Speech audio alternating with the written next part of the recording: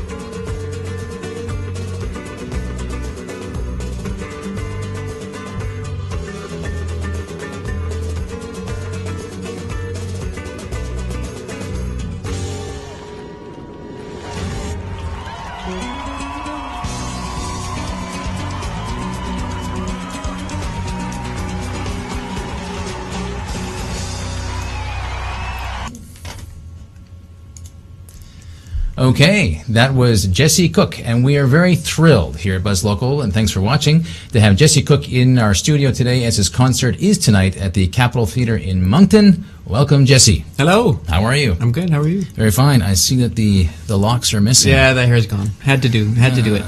The 90s are long gone. You know what I mean? It's like you gotta face the facts at some point. People need to accept that. I know. They gotta move on. Gotta get past the hair. So you've come up from Halifax? Yeah, we played 2 nights in Halifax, last night and the night before, and actually this is kind of the last hurrah. We've done about 140 dates this year, and this is our kind of maritime swing, and kind of our last time to get out and play on this album, and then I have to go back in the studio and make a new one. Wow. So do you have stuff already? Like when you're out on the road, do you make stuff up as you go along, and you say, okay, now this is time to do it? You know what? I can't split focus like that. I feel like when you're on the road, it's really all about the show, and the creative outlet is the show, and there's a lot of improvising in the show, so I don't want to sort of spend my whole day being, creative, and then by the time I get to the show, I've left nothing in the can, so right. I tend to just do whatever I need to do to be ready for the show, and then boom, in the show, that's where I sort of get my music fix, and then when I get home from touring and I'm sitting around and I don't get to play a show every night, then you start feeling like, oh, I want to do something musical, and then you sit down and write, and it's really exciting, and I think that's part of it. I think sometimes people think of music as a chore or a job, and certainly it is how I make my living, but it's a funny thing because I love music, and I don't ever want to sort of rely on it that way. I always want to make sure that it's something I love, and I think you can hear it. You can hear when players are kind of bored of their own music, and it doesn't, turn them on anymore. Right. That's a sad day. They cut their hair. Oh, oh no, there it is. Oh, it's exposed here on Buzzlocal.tv. This is perhaps an odd question, but what do you do, like, in between? You're touring, mm-hmm. and then you're for your next album. I've always kind of wondered, like, actors or other people who, like, maybe once every couple of years they appear. Like, what did they work at Walmart? Like, what do you do in between? Oh, you know what? I'd love to say, I'm busy, but I dealing with very important people. Yeah, no, I have fun. It's one of those things. I practice all the time, and then I do write a bit in the down periods. I know if I wait till the entire tour is done to start writing, I won't actually have anything to produce. The problem is I wear too many hats. I write the music, and then I arrange the music, and I play the parts, and I engineer it, and it's kind of like you actually. So I find that it's good to kind of write the music a long time before you actually get into the studio to record it. You don't want to be sort of thinking about what mic you're using when you're also trying to compose something. Are you influenced by anybody? Because for me, like, I always find it funny. This perhaps is different, but social media, they say, who are your influencers? And I'm thinking like my mom and dad. You know what? Who else? You know, you're kind of your own person. But I mean, do you just the music come to you, or do you just? No, I think all artists are influenced. I mean, you know, we don't sort of pull the notes out of the ether. You know, otherwise everybody would sound different. The fact is, you know, everybody starts with what they know and what they love and what, you know, they got them really interested in music in the first place, and then little by little you sort of try to find your own voice. And I think if you listen, I've now got, I think, 9 studio albums, and if you listen to the first one, it sounds a lot like the Gypsy Kings, and the second one sounds a lot like the Gypsy Kings, but you start to hear my Peter Gabriel influence a bit more, okay, you know, yeah. And then there's probably a little bit of Paco de Lucia and Aldo Meola, you know, the sort of Friday Night in San Francisco thing in there. But then after the first couple of records, I kind of got that out of my system, and from there I started realizing, you know, I've said what I have to say. I need to sort of try other things. So by the time I get to Nomad, you know, I'm flying off to Cairo and collaborating with people over there, musicians over there, and just seeing, you know, what happens when we take these 2 types of music and put them together. Or on the Rumba Foundation, I went down to Colombia and I recorded with a group called Los Gaiteros de San Jacinto, and you know, I'd never heard gaita music mixed with rumba flamenca or, you know, whatever it is. My own style is already a bit of a hybrid of flamenco and jazz and world and whatever. But then you mix it with, you know, vallenato and gaita music from Colombia, and it's like, what does that sound like? You know, Cool. Don't know. Never heard it. Let's try it, you know? Yeah. And then this last record, obviously there was more looping involved in what I was doing.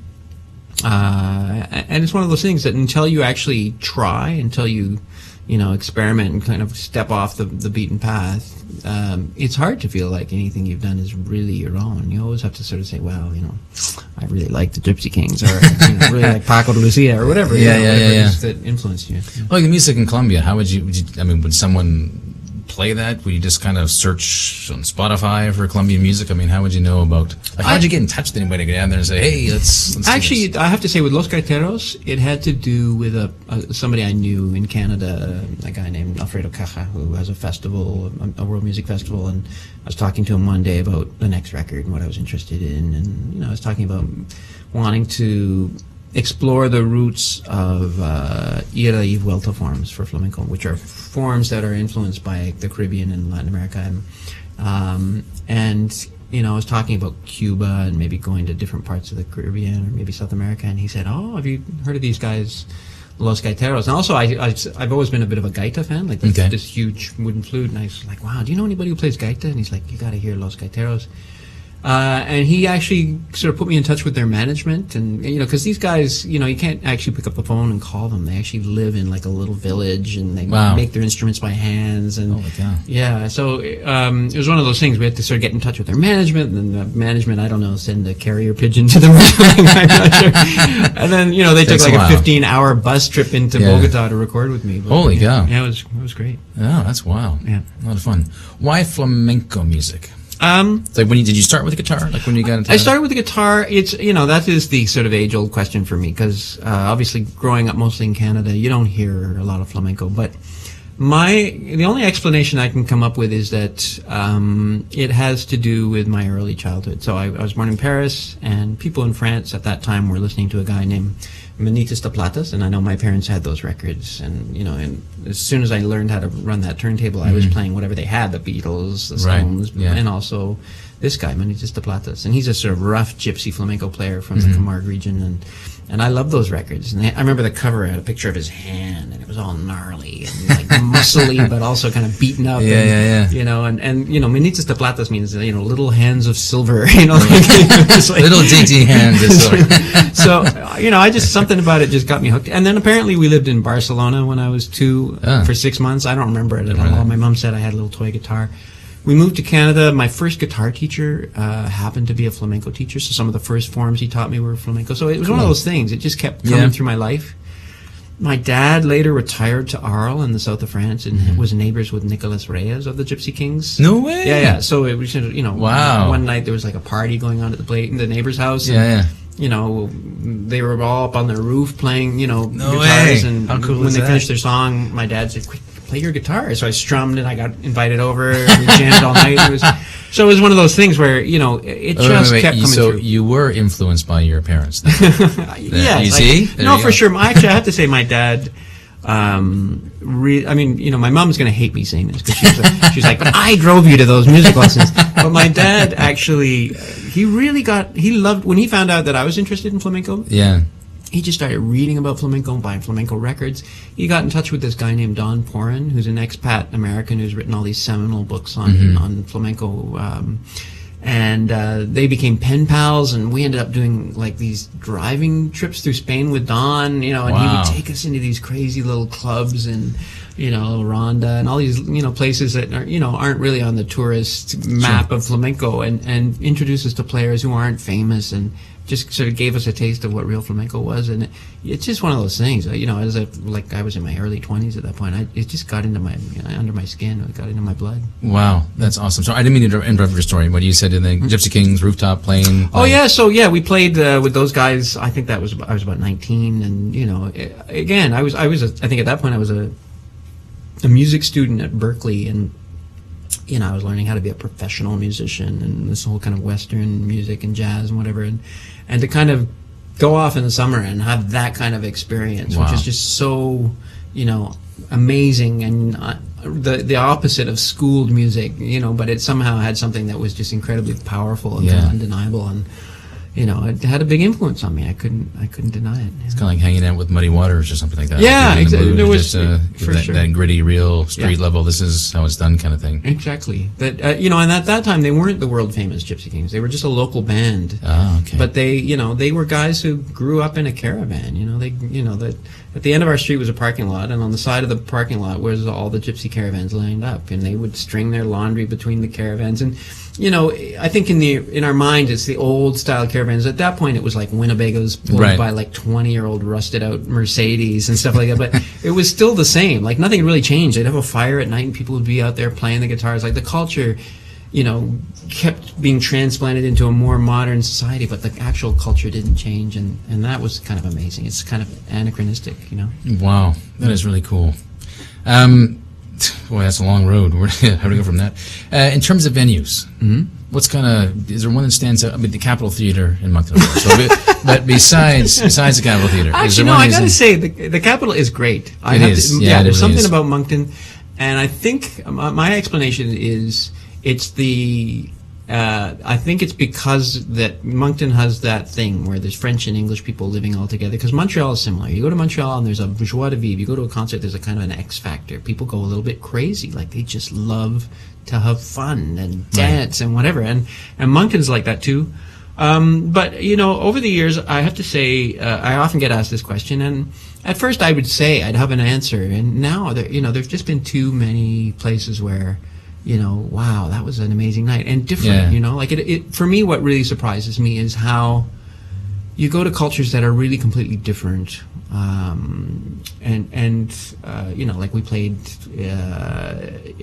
under the Petronas Towers, in Kuala Lumpur, right, and the audience that we saw, was completely different from what an audience you would find here, right? And yet people still cheered at the same parts and got up and danced and wanted to sing along at the same parts, and there was this kind of universality about it that amazes me. It's that idea that music is the universal language. It totally is. I mean, there's no lyrics on our music, and somehow it just seems to kind of connect with some people, and that's the other thing. I mean, I know what I'm doing is a little off the beaten path, but it does seem like certain people all over the world, just some people, but all over the world somehow connect with it, and I'm very proud of that. That's awesome. Well, thank you very much for your time, and have a great show tonight. Thank you. Thanks for having me.